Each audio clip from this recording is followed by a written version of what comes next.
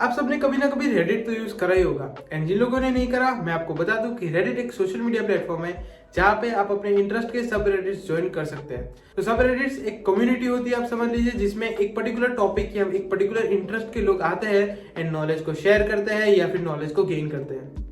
लेकिन रेडिट की एक डार्क साइड भी है एंड उस डार्क साइड में काफी ज्यादा डार्क चीजें होती हैं। लोग अपनी काफी creepy and scary stories share करते हैं, जिनमें से मैं आज आपको 2 स्टोरीज बताने वाला हूँ from the subreddit r/let's not meet। I know थोड़ा सा ऑड साउंड कर रहा होगा इस सबरेडिट का नेम, लेकिन स्टोरीज भी काफी ज्यादा क्रीपी होने वाली है, तो लेट्स डाइव इन।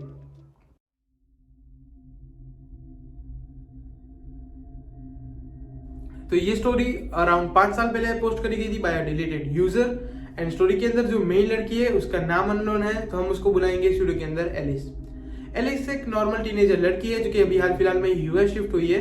यूएस के काफी बड़े सिटी में वो शिफ्ट हुई है। उसने सिटी का नाम तो नहीं बताया, लेकिन ये मेंशन किया कि वो यूएस की one of the most unsafe cities में से एक है।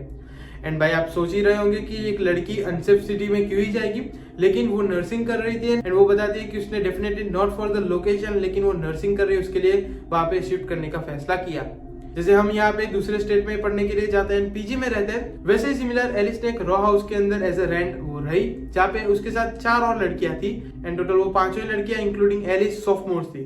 सॉफ्टमोर्स यानी जो सेकेंड ईयर के अंदर जो स्टूडेंट्स होते हैं उनको सॉफ्टमोर्स बुलाया जाता है। एंड एज यू गेस वो रात को पार्टीज करने जाते थे, ड्रिंक करते थे एंड रिटर्न में आते थे, तब उनको ये भी याद नहीं होता था कि उन्होंने क्या क्या काम किया एंड कई बार कुछ गलत काम भी सब चीजों के अंदर हो जाते थे। लेकिन यूएस के अंदर है उनका जो कल्चर है उनके अंदर ये सब चीजें नॉर्मल है। अगर आप थोड़ा वेब सीरीज वगैरह फॉलो करते होगे तो आपको पता ही होगा। एंड जो एलिस रॉ हाउस में रहती थी वहां पे टोटल 3 फ्लोर थे एंड एक बेसमेंट था। बेसमेंट उन्होंने लॉक करके रखा था क्योंकि वहां पे जब हाउस पार्टीज करते हैं तो भाई बेसमेंट का काफी बुरा हाल होता है, क्योंकि जो नॉर्मल रूम्स होते हैं उनको तो क्लीन करना पड़ता है क्योंकि हम वहां पे रहते हैं, लेकिन जो बेसमेंट होता है उसको सब भूल जाते हैं, वो प्रॉपर्टी काफी डैमेज कर देते हैं ना। एलिस पार्ट टाइम जॉब भी करती थी जहाँ पे उसको ऑड आवर्स के अंदर काम करना पड़ता था। समटाइम्स 10:30 11:30 बज जाते थे, काफी लेट हो जाता था एंड वो रिटर्न आती थी बहुत थकी हुई। लेकिन वो धीरे धीरे एक चीज नोटिस करती है कि उसके स्नैक्स जो है वो गायब हो जाते थे। कभी फॉर एन एग्जाम्पल एक बिस्किट का पैकेट होता था तो वो आधा गायब हो जाता था, या कभी कभी तो भाई पूरा ही गायब हो जाता था। पहले तो एज यूजुअल उसको कोई बड़ी सी फाइट शुरू नहीं करनी फ्रेंड्स के साथ, तो उसने अपने रूममेट्स के साथ पैसिव अग्रेसिवली कमेंट्स पास करना शुरू करे तो कि भाई आपने खाया हो तो अगर बता देना एंड ऑल, लेकिन किसी ने भी एक्सेप्ट नहीं किया। लेकिन जब धीरे धीरे सबके स्नैक्स गायब होने लगे तो लोगों ने आपस में पैसिव अग्रेसिवली डिस्कशन करना स्टार्ट करा एंड नेचुरली जब भी हमारे खाने रिलेटेड कोई चीज होता है हम अपने सबसे मोटे दोस्त के ऊपर इल्जाम लगा देते। वैसे ही जो वहाँ पे सबसे फूडी लड़की थी उसके ऊपर इल्जाम लगाया गया एंड उसने बोला कि मैंने तो ये डेफिनेटली नहीं करा एंड सबको लगा कि हाँ ये तो इसने डेफिनेटली नहीं करा एंड सब वो चीजों को भूल गए। एक दिन एलिस जब रिटर्न आती है तब वो देखती है कि जो किचन के अंदर पैन गंदे पड़े हुए एंड जो रैपर है स्नैक्स के वो भी वही वही पड़े हुए हैं। यूजुअली जब स्नैक्स गायब होते थे तब रैपर एंड ऑल सभी चीजें गायब होती थी, इस बार रैपर पड़े हुए थे। तो एलिस को लगा कि नॉर्मल चीज है, किसी ने वाइन कुछ ज्यादा पी ली होगी और वो वहां पे ही खा के भूल गया होगा। सभी लोग सभी चीज को इग्नोर करते गए अंटिल वन डे एक दिन एलिस अराउंड 12:30 बजे रात को घर पे आती एंड वो काफी थकी हुई थी। वो बताती है कि वो इतनी थकी हुई थी कि बस उसको सोना था एंड कोई और चीज नहीं करनी थी। तो जैसे घर के अंदर एंटर होती है, यहाँ पे उसके सामने ही सीढ़ियां होती है, लेफ्ट साइड पे किचन होता है एंड किचन के अंदर लाइट चालू हुई थी एंड कोई कुछ खा रहा था एंड वो एकदम ही थकी हुई थी, उसको एकदम ही जैसे लाइक सोने का मन कर रहा था। तो उसने उससे बात नहीं करी एंड वो सीधी ऊपर चढ़ गई, जैसे हम करते हैं थोड़ा सा इग्नोर, क्योंकि अगर उसने हाय हेलो किया होता तो थोड़ा टाइम बिगड़ता एंड उसको बहुत थकान थी तो वो डायरेक्ट सोने ही जा रही थी। वो जैसे ही ऊपर चढ़ती है वो रूम में देखती है कि सभी लोगों के जो दरवाजे है वो बंद है एंड ये तभी होता है जब वो या तो सो रहे होते हैं या अंदर रूम के होते हैं, तब वो थोड़ा प्राइवेसी के लिए डोर को शट कर देते हैं। तो वो डर गई एंड उसने अपना फोन उठाया एंड ग्रुप के अंदर मैसेज किया कि क्या सब लोग जाग रहे हैं या कोई बाहर है या क्या है, सीन बता दो। एंड उनमें से 2 का रिप्लाई आया कि हम जा रहे हैं और उन्होंने बनाया कि दूसरी 2 सो गई है। तो वो डर गई एंड जल्दी से अपने एक रूममेट के पास गए, उसने उसका दरवाजा खुला रखा था, अंदर से कुंडी नहीं लगाई थी, तो काफी अच्छी बात थी क्योंकि वो डर गई थी। जो इंसान ने उसको नीचे मे भी अगर देखा होगा, नोटिस किया होगा, तो वो ऊपर उसको अटैक करने भी आ सकता है। तो वो गई एंड जैसे उसने अपने रूममेट को बताया वो काफी शॉक हो गई, उसकी आंखें खुल गई एंड वो काफी ज्यादा डर गई। एंड आप भी सोच के देखो अगर आपके साथ ये हो कि अगर नीचे कोई अननोन इंट्रूडर है, अब वो आपको मारने भी आ सकता है। मुझे भी घूस बम्स आ जाते हैं ये सब सोच के। फिर उन्होंने 911 को कॉल किया एंड पुलिस नीचे आई तो वो इतनी डरी हुई थी एलिस की, वो नीचे नहीं आ रही थी, लेकिन ऑफिसर ने जब बहुत ही ज्यादा इंसिस्ट किया कि आपको नीचे आना पड़ेगा, तब वो नीचे आई, तब रूम में कोई नहीं था। फिर वो लोग थोड़ी सी तलाश करते हैं एंड एलिस बताती है कि ना बेसमेंट तो ऑल क्लियर होगा क्योंकि वो पहले से ही लॉक था, लेकिन पुलिस ऑफिसर ने बोला कि एज अ हमारी ड्यूटी हमको देखना पड़ेगा। तब एक शॉकिंग चीज सामने आती है, वो डोर तो लॉक नहीं था, लेकिन उसकी जो हिंजेस होती है जहाँ पे डोर एक्चुअली में हैंग होता है, जहाँ से डोर आगे पीछे होता है, वो खुला हुआ था। यानी वहां से कोई भी इंसान खोल के अंदर बाहर आ जा सकता था। एंड वो सिर्फ दिख रहा था कि वो लॉक था, लेकिन एक्चुअली में वो लॉक नहीं था। वहां पे एक इंसान, जब से ये लड़कियां रह रही है या उनसे भी पहले से वो रह रहा था, एंड वो डेली रात को बाहर आता था, इनके स्नैक्स चुराता था, एंड वही इंसान इनके स्नैक्स खाता था। सोच के देखो, वो लड़कियों के साथ कभी भी रात को या कभी भी कुछ भी हो सकता था, एंड इनको आइडिया तक नहीं था कि हमारे घर के बेसमेंट में कोई रह रहा है। पुलिस उसको पकड़ती है एंड अरेस्ट करती है। वहां पे वो एलिस उसका एक फोटो लेती है, जो कि आप देखिए स्क्रीन पे। मुझे देख के भाई ये इंसान काफी ज्यादा क्रीपी लगा, एंड आपको भी लगा हो तो नीचे कमेंट करके बताना।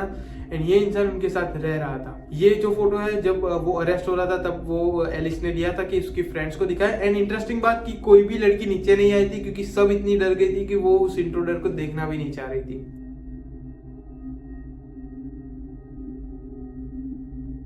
To my high school friend, let's not me. इस स्टोरी के अंदर भी एक टीनेजर लड़की है जो कि एक सॉफ्टमोर है, एंड उसका भी नेम मेंशन नहीं है। तो इस वीडियो में हम उसको बुलाएंगे ओलिविया। ओलिविया जिस लड़की की बात करती है उसका नाम होता है जी। ओलिविया की उसकी कॉलेज के अंदर ब्रेक पड़ी होती है, एंड वो डिसाइड करती है अपने होम टाउन जाने का। एंड वो होम टाउन के लिए निकलती है, लेकिन उसकी स्टेप मॉम एंड उसके बीच में थोड़ी सी लड़ाई हो गई होती है। तो उसको अपने डैड के घर पे जाना, जहाँ पे उसकी स्टेप मॉम है, वहाँ पे पसंद नहीं था। तो वो अपने एक हाई स्कूल फ्रेंड को कॉल करती है, जो कि वहाँ पे ही रहता होता है। एंड रिसेंटली उसने सोशल मीडिया पे देखा था कि वो भी होम टाउन में है, तो उसको लगा कि अच्छी प्लेस होगी, वो रात को अच्छे से सो जाएगी, एंड फ्रेंड है तो थोड़ी सी चिटचैट भी हो जाएगी, तो थोड़े से रिलेशनशिप भी रिफ्रेश हो जाएंगे। वो उसको कॉल करती है, जिसको वो रेफर करती है जी। एंड जी एक काफी ज्यादा अपबीट एंड एनर्जेटिक बंदा था। उसने ओलिविया का कॉल उठाया, एकदम एनर्जेटिक वे में उसको आंसर दिया। एंड ओलिविया भी काफी सुन के खुश हो गई कि काफी टाइम बाद उससे बात हुई। एंड उसने बोल दिया कि हाँ मेरे घर पे आ जाओ, यहाँ पे अच्छी चीज है, आप गेस्ट रूम में आके सो जाना। ओलिविया जी के घर पे पहुंचती है, एंड जी जैसा फोन पे एनर्जेटिक था वैसे ही रियल लाइफ में भी एनर्जेटिक था। ओलिविया को वेलकम करता है, एंड वो दोनों ही बैठते हैं। जी के पेरेंट्स नहीं थे, तो वो हर एक अपॉर्चुनिटी कर रहा था ड्रिंक करने की, स्मोक करने की।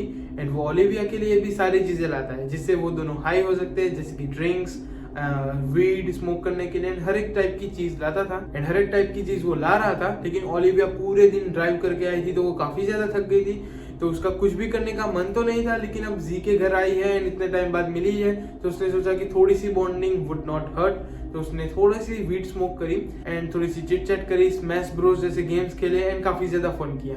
लेकिन अब रात बहुत लेट हो चुकी थी, 2 बज गए थे।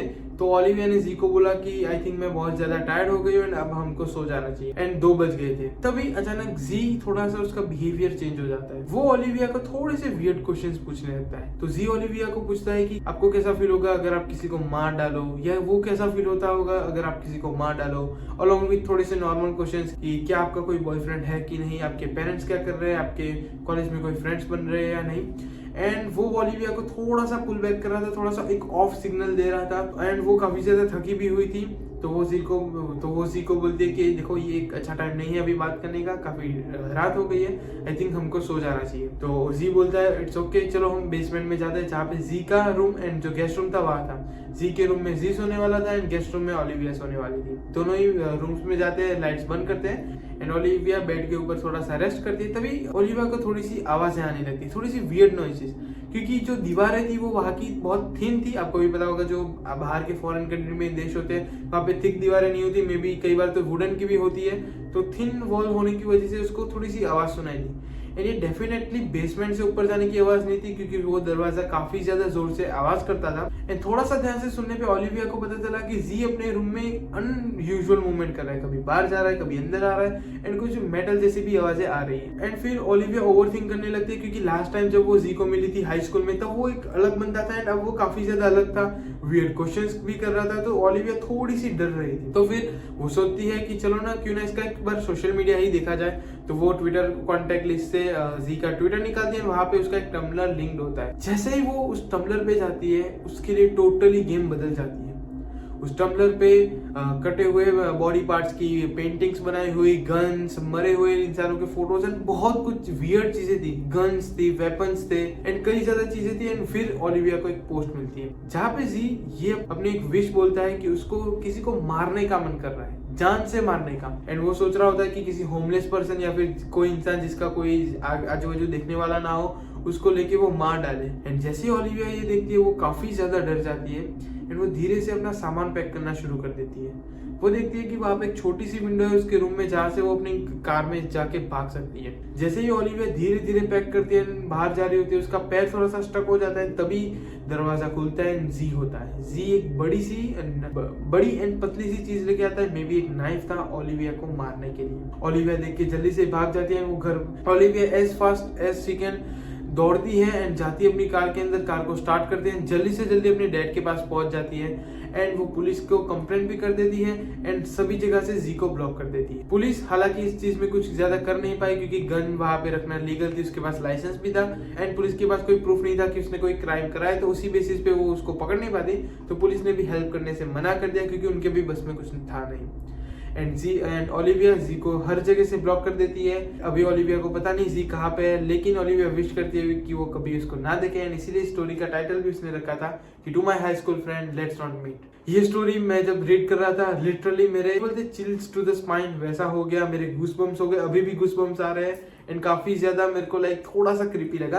एंड आई नो कुछ लोग जो मेरी लास्ट वीडियो देख के आए होंगे ट्रू क्राइम वाली, वहां पे कुछ अलग लेवल की सीन होता है, वहां पे एक्चुअली में क्राइम होता है एंड लोग मर जाते हैं, लोगों का टॉर्चर होता है, एक्सेट्रा चीजें होती हैं। तो कुछ लोगों को ये चीजें थोड़ी सी क्रीपी नहीं लगी होगी, लेकिन जस्ट फॉर अ पर्सपेक्टिव आप एक बार सोचो, अगर ओलिविया वहां पे ना भागती, वो एक्शन ना लेती, अगर एलिस पुलिस को फोन ना करती एंड वो इंट्रूडर ऊपर आके उन लड़कियों के साथ कुछ कर देता या फिर जी उसको मार देता, तो क्या चीजें होती। तो ये स्टोरीज आज मैं आपको क्रीपी स्टोरीज नहीं, मेरा आज आपको एक ट्रू क्राइम का एपिसोड आ रहा होता जिसके अंदर ये चीजें हो रही थी।